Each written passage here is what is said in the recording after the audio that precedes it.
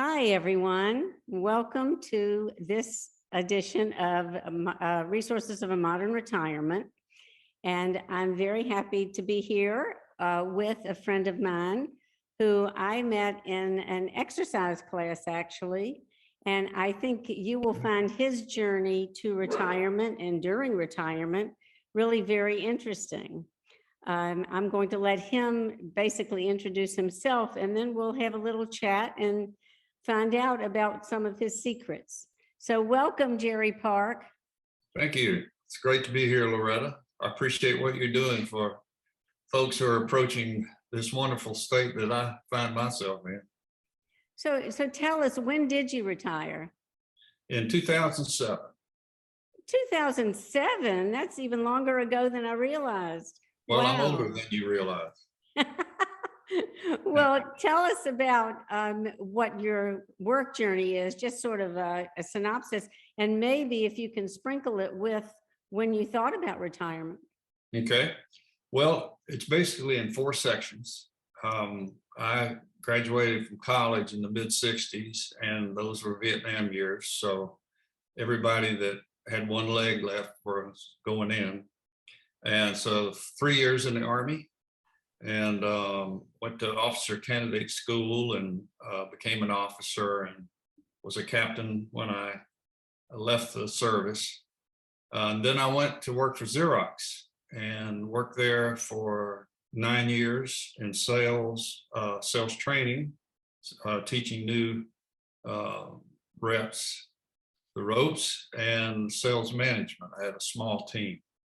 And then I left there and went to work for a Christian music company as a sales rep initially. And after a few years doing that, I came in-house and was head of sales, and then became president of the company and was president for 7 years. And we got bought out, and it was time for me to leave.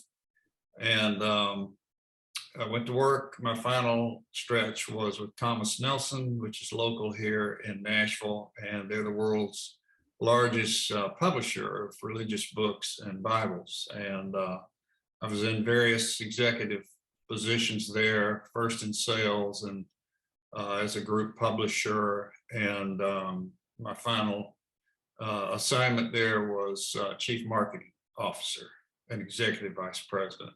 And so then I left in 2007. And the reason I left when I was not quite 64, and I hadn't planned on retiring right then, but they made the decision to decentralize marketing out to the individual publishing arms. So my position went away. And I could have stayed, but I thought about it for a couple of months and decided, rather than start another assignment, this was a good time. And so I left. As far as when I began to think about retirement, I will first say that I've never been wed to work. I work because you're responsible to work, and I had a family, and I enjoyed it very much, but I guess I began to think about it in my 50s, but not seriously. But when that happened, when that assignment change happened, then I thought about it really quickly and made the decision. But now 64 is young. Everybody knows that in today's world. So, and I'm sure that you had you had your health, you had all of these qualifications, and you must have been itching to do something. So tell us about that frame of mind when you were 64 and said, I'm not going to go to this job every day. Yeah, well, that last assignment was 3 years long. And the first year I really loved it. And we got, costs were an issue in marketing at the time. And the reason they consolidated marketing out of all the publishing groups into a single group was to get more control over the expenses. And we did that. But once that happened, it wasn't much fun anymore. Marketing traditional marketing, at least, is not something that is high on my interest list. So once that ended, again, I didn't know what kind of assignment I would wind up taking there. And I'd become very interested in photography. So, we were okay financially. So it was time to go. Let's elaborate on the I became very interested in photography part. Is it something that you had always been interested, even as like in your 20s or 30s? Oh, it was much earlier than that. I remember waiting on the postman to see if he would deliver Look magazine or Life or Saturday Evening Post or National Geographic, because I just love looking at photographs. And in the 80s, I think it was, I decided to get into it. And of course, there was no digital then. So I bought a film camera. And I'd go out and shoot. And of course, you didn't know it then what kind of photograph you had. So you wait until you get your film back, and I wasn't any good. So I gave it up. And then around 2000, Canon came out with a 6 megapixel camera. And I thought, oh my goodness, it'll never get better than this.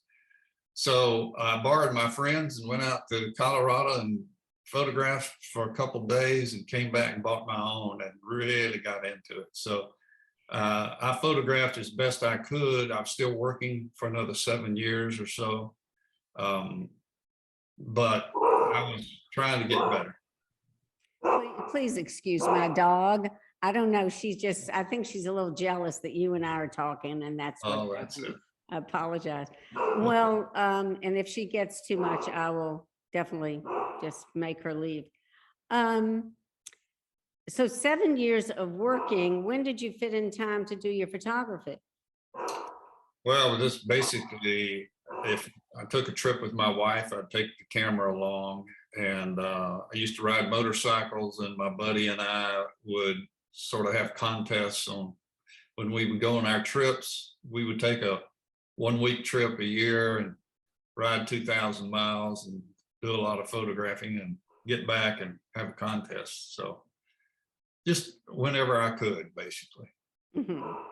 So when you did leave work, tell me, you can't photograph all day, every day, or at least you don't necessarily start out thinking that's what you're going to do. Tell me about the evolution because I know that you are a book publisher. You have written 3 books now, which of course we want to elaborate on. But did you see yourself as putting your photographs into books at that time? No, not at all. The first year I was retired, I have to be doing something. And so I joined the Y. I joined that class that you and I are both in and still there.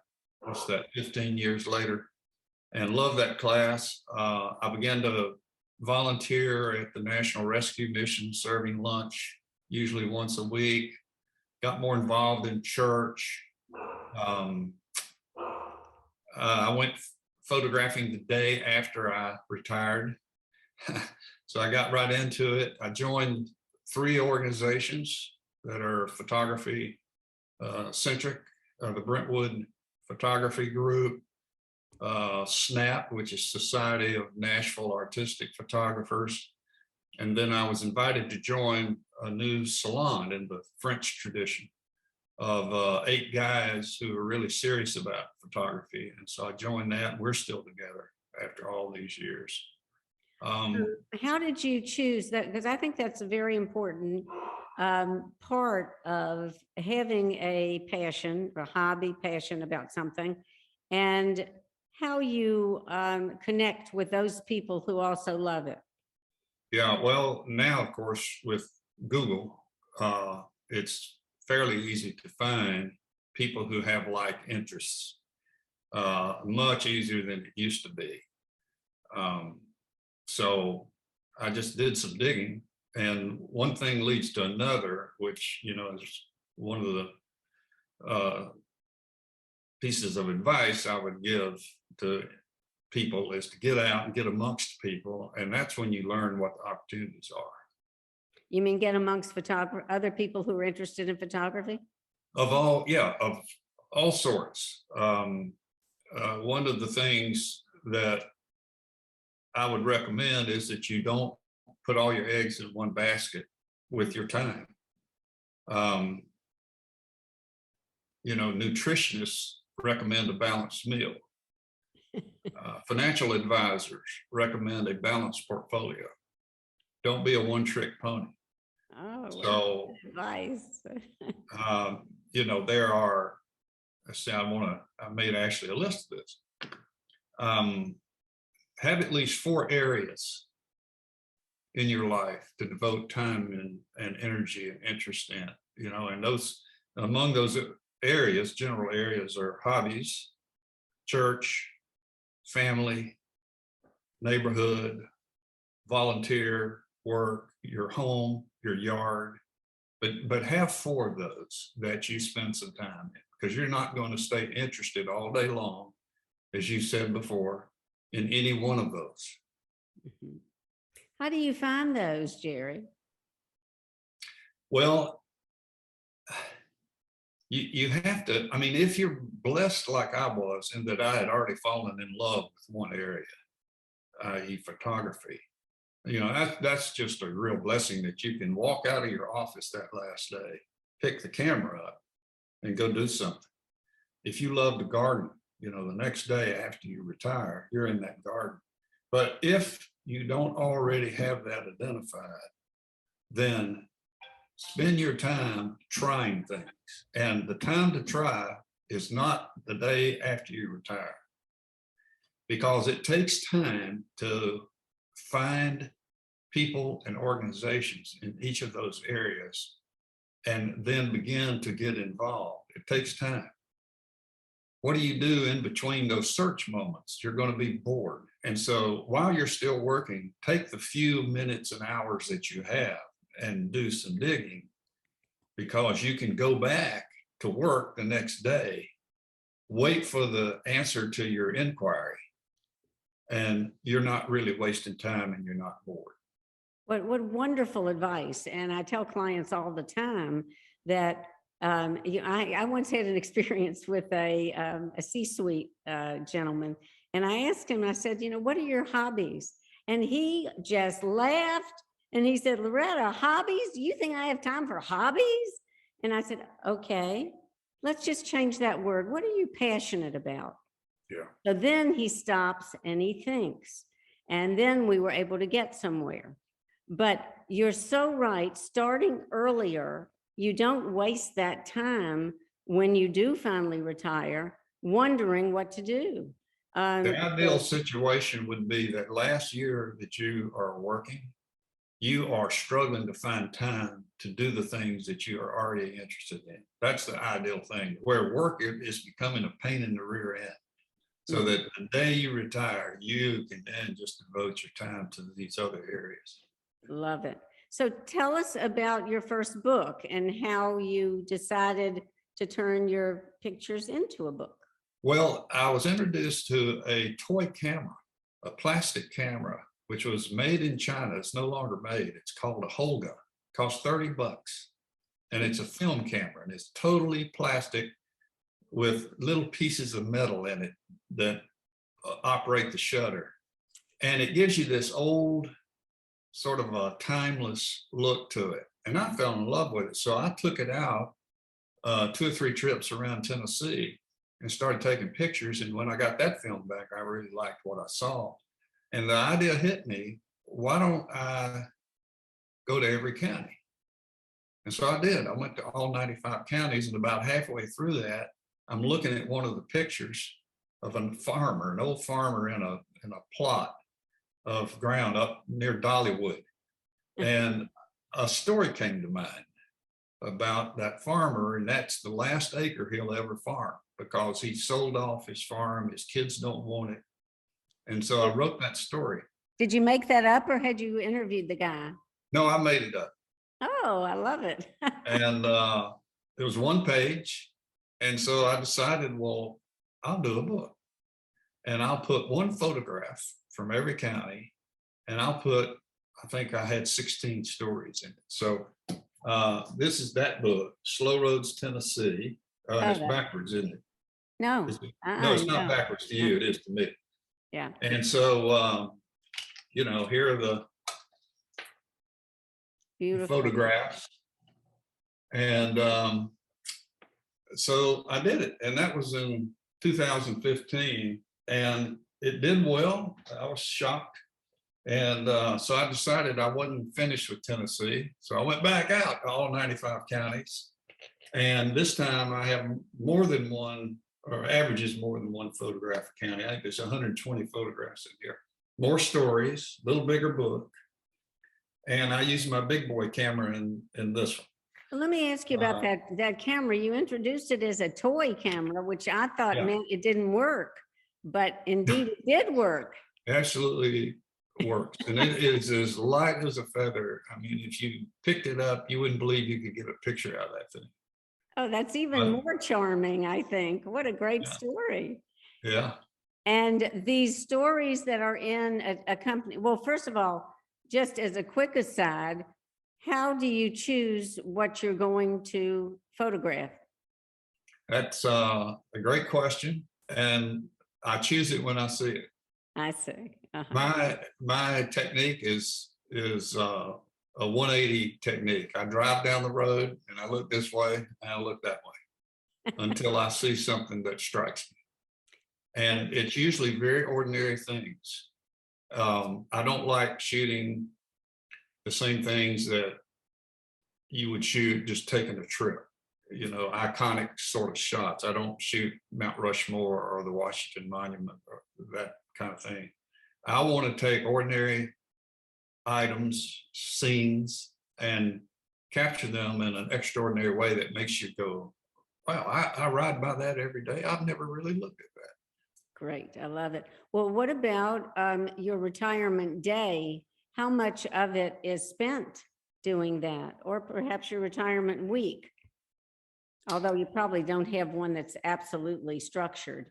It's not, and it typically goes by series or goals. If I've got a goal, which I need to keep me focused and stimulated, like my current book, which came out last fall, is called Slow Roads America.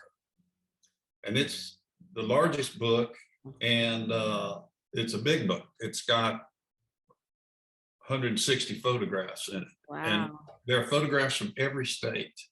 Oh. And of course, stories. So when I finished with the second Tennessee book, I knew I couldn't do that again, at least not for the next project. And so I thought, well, I can't do Slow Roads, Alabama or Slow Roads, Kentucky. I don't live there. It would make no sense. So I said, well, let's go for the whole thing and start driving. So 45,000 miles and I don't know, 14 round trip flights and more motel nights than I care to remember. Later, I had covered the whole nation. That's just fantastic. And you said that someone should always, or people should choose 4 different interests. Yeah. So what I'm hearing is that the photography takes up a lot of your time. I know that it's pleasure, but do you have time for those other 3 or? Yeah, I do. And when I'm on a project like that, it took me 3 years to shoot that project. And I would do it in 4, 6, 7 day increments. So I step away from everything else for that period of time, but then it would be another 4, 5, 6 weeks before I would go out again. I see. So, yeah. And I'm working on the 4th project right now with a friend. We're back in Tennessee, and this project's going to be called Road Trip Tennessee. So we're just riding all over the place shooting. It sounds like you're having a lot of fun too. Ton of fun. Well, isn't that one of the hopes that everyone has for retirement? Is yes. You choose something that's also going to give you the pleasure.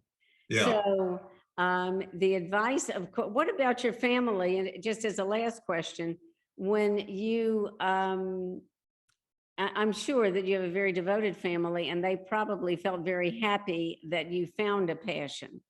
Was there a discussion in the family about this is what I'm going to do and this is how I'm going to do it? Or how did that work? Did it just fall into place? Well, all of my kids are gone and have families of their own, so it's really just myself and my wife, and she is incredibly supportive. She knows and believes that the happiest people are people who do what they really do have a passion for. And she wants me happy, because when we're both happy, you know, the home is happy. So she's been incredibly supportive. That's fantastic. If anyone, I often hear people who say, I had a desire or an interest in photography, but not very good. And, I don't know if I'd pick it up again. I mean, maybe I'd go to one of the parks. If somebody ever wanted to call you and just have a chat about it, would that be okay? Absolutely. Be glad to talk with anybody. And I would also say that the Brentwood Photography Group, which is not just for people that live in Brentwood, there are folks that come from, I'd say, 50 miles around, is a journeyman type club. I mean, it's folks who want to learn and share time with each other, photographing, going on shoots, and they meet monthly. They have programs. It's a great learning opportunity, and everybody's made to feel welcome and comfortable in there. And I'm guessing it's free too, isn't it? No, it's $40 a year, I think. I mean, but it's, Well, that's yeah, close to free. So, I it's, mean, with the benefit that you get, that's yes, fantastic. yes. Well, Jerry, I will make sure that we put along the bottom your information, and so people, if they are interested, will be able to call you. But I think you're just an inspiration to listen to, and I'm sure that they can look for your books. Where can they find your books? Well, I sell them myself. So if you give them that information, and I'd be glad to mail it to them. They're in Barnes and Nobles around Nashville. They're at Parnassus, they're at Amazon. So a variety of places. Perfect. I'd like to say one other thing before we leave, and that is, don't, unless you're just a loner and you like it that way, don't try to figure this out by yourself. Get out amongst the people. Because every time you go out, if you just limit it to what you already know or what you can Google, that gets you something. But as soon as you go out and you meet one other person, you begin to learn things you didn't know before. And if you meet 10 people at a gathering, by the time you leave there, you're going to know more about opportunities than you did before you went. So don't go it alone. Oh, that's such great advice. Thank you.